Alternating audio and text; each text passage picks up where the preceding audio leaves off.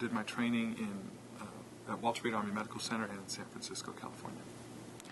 The spinal fusion is a surgical technique that we use to stabilize the spine and restore its alignment.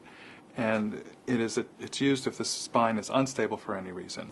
Spinal instability can be defined as two bones in the spine moving in an abnormal way, or perhaps two bones in the spine that have taken a position that's abnormal and causes compression on the nerves. Spinal fusion is a technique that joins or fuses two bones together, and it does that by using your body's own healing mechanism for broken bones. Some of the older techniques for spinal fusion are criticized because of the amount of soft tissue dissection, which means the muscles and the ligaments and so forth around the spine, and the pain that can result from that. So as a result of that, surgeons have looked for less invasive techniques for spinal fusion. Surgeons have been developing techniques that are less invasive, that disrupt less muscle. And the lateral interbody approach is one of them.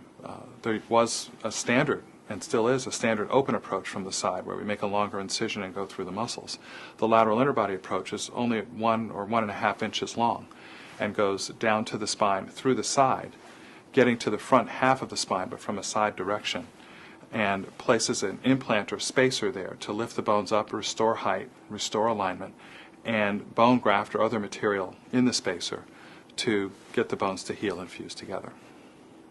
Nerve injury is a risk of any spinal surgery, and with lateral interbody surgery, there are nerves next to the spine that are at risk.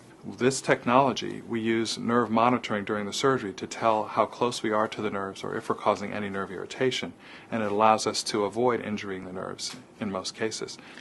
The overall risks of any spine surgery are injury to nerves, in rare cases even paralysis, infection, bleeding, and other complications.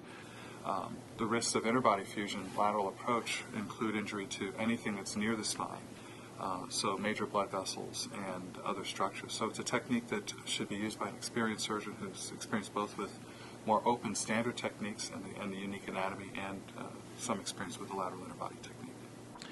The decision from which particular fusion technique to use has got to be tailored to the individual patient.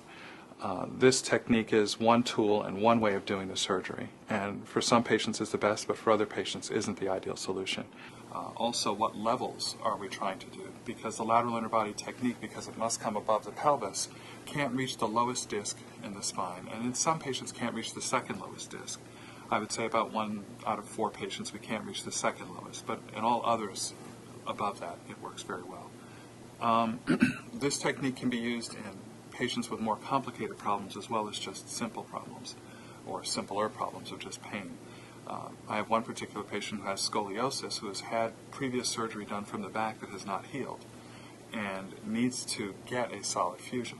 One of the problems with surgery from the back is a lower fusion rate or a lower success rate in some cases of spinal fusion.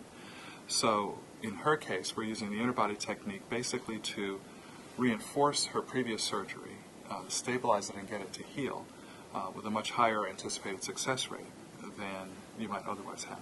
And interbody fusion can be done directly from the front or from the side with this technique. And in some cases, interbody fusion can be done from the back. So there are a lot of different options. This technique has the advantage of a smaller incision, a faster healing time, and generally speaking, lower risks.